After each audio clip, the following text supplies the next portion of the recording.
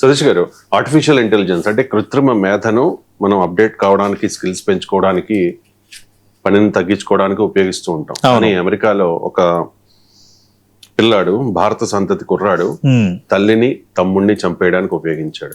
చంపేశాడు వాళ్ళిద్దరిని. తల్లి కారుతో పరారైపోతూ ఉంటే పోలీసులు అతన్ని చేశారు. అంటే ఈ విపరీత ధోరణి ఏ రకంగా చూడాలి?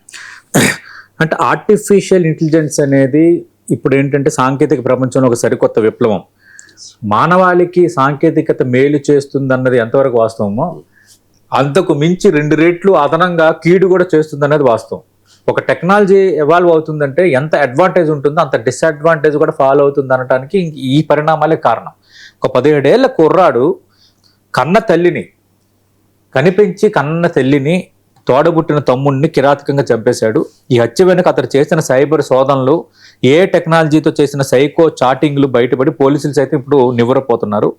అసలు ఈ మసూచాసెట్స్లోని మార్తా లైన్లో ఉన్న ఇంట్లో రాత్రి ఏం జరిగింది, ఆ సైకో మైండ్ వెనక అసలు ఏం జరిగింది అనేది మనం మాట్లాడితే, కరెక్ట్గా ఆగస్టు 11వ తేదీ సాయంత్రం 6:30 అమెరికాలో బోస్టన్ నగరానికి దాదాపు 48 కిలోమీటర్ల దూరంలో ఉన్న యాక్టన్ టౌన్షిప్. అది మార్తా లైన్లో ఒక ఐకానిక్ ఇల్లు, ప్రశాంతమైన వాతావరణం, చుట్టూ చెట్లు, నిశ్శబ్దం. రోజులాగే 14 ఏళ్ల సిద్ధార్థకు పాఠాలు చెప్పడానికి ట్యూషన్ టీచర్ ఆ ఇంటి తలుపు తట్టారు.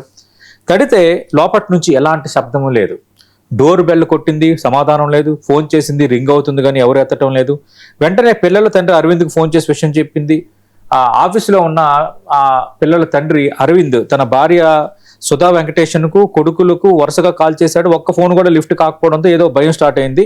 తర్వాత అక్కడ మనకి ఇక్కడ డైల్ 100 డైలాగు, అమెరికాలో 911 అది ఎమర్జెన్సీ, పోలీస్ ఎమర్జెన్సీ. దానికి ఆయన కాల్ చేసి పోలీస్ సహాయం కోరాడు. కరెక్ట్గా రాత్రి 6:37 పోలీసులు ఘటనా స్థలం వచ్చారు. తలుపులు తెరిచి లోపలికి వెళ్ళేసరికి ఆ దృశ్యం చూసి రక్తం కట్టకట్టుకుపోయింది.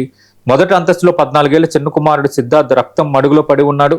అతని శరీరంపై తీవ్రమైన గాయాలు ఉన్నాయి. అక్కడి నుంచి బేస్మెంట్ వైపు వెళ్ళిన పోలీసులకు మరో ఘోరం కనిపించింది. 45 ఏళ్ల కన్న తల్లి సుధా వెంకటేషన్ మృతదేహం బేస్మెంట్ నేలపై ఉంది. అలాగే శరీరంపై కూడా తీవ్ర రక్త గాయాలు ఉన్నాయి.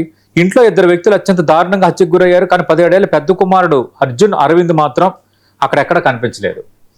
అంతేకాదు గ్యారేజ్లో ఉండాల్సిన సుధా వెంకటేషన్ హోండా కారు కూడా మాయమైపోయింది. అంటే అక్కడ కొంత అనుమానం బలపడింది. ఇక్కడ పోలీసులు కానీ మిగతా వాళ్ళంతా మొత్తం అంతా వేగవంతం చేసిన తర్వాత, సీసీటీవీ ఫుటేజ్, చుట్టుపక్కల ఆధారాలని తీసిన తర్వాత మంగళవారం మధ్యాహ్నం తర్వాత ఈ హత్యలు జరిగాయని తేలింది. రాత్రంతా పోలీసులు హై అలర్ట్ ప్రకటించారు. చివరికి బుధవారం వేకువజామున వేలాన్ ప్రాంతంలో ఒక నిర్జన పార్కింగ్ లాట్లో అనుమానాస్పదంగా ఉన్న హోండా కారులు అలారం మోగడంతో పోలీసులు గుర్తించారు.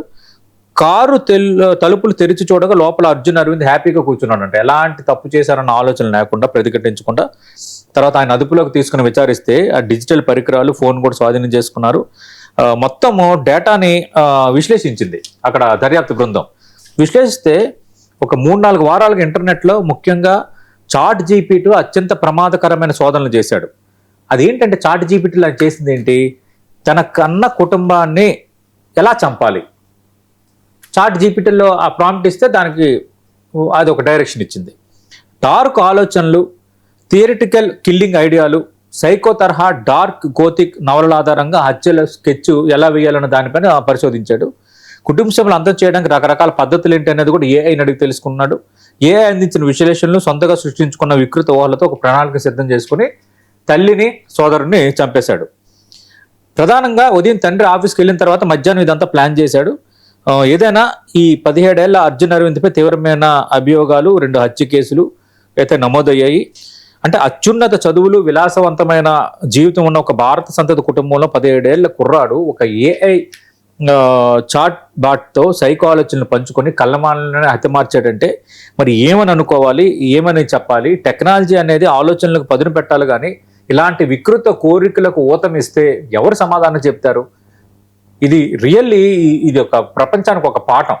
టెక్నాలజీని ఎంతవరకు ఏ విధంగా అనువుగా వాడుకోవాలనేది ఒక అంశమైతే, రేపొద్దున టెక్నాలజీలో పరిశోధనలు, వస్తున్న వినూత్న మార్పులు, సమ్మిళిత మార్పులు, ఇవన్నీ కూడా రేపొద్దున్న దేశవాళికి కానీ, ప్రపంచానికి కానీ, మానవాళికి కానీ ఉపయోగపడేటట్టుగా ఉండాలి, కానీ వాళ్ళని తప్పుడు మార్గంలో పంపించేటట్టుగా ఉండకూడదు. మరి దానిపైన కొంత సెన్సార్షిప్, దానిపైన కొంత రిస్ట్రిక్షన్స్ ఉండాలి. అది లేని వాతావరణం మనకి ఇప్పుడు కనిపిస్తుంది. కాబట్టి దీనిపైన ప్రపంచం మొత్తం కొంత సీరియస్గా దృష్టి పెట్టాలి.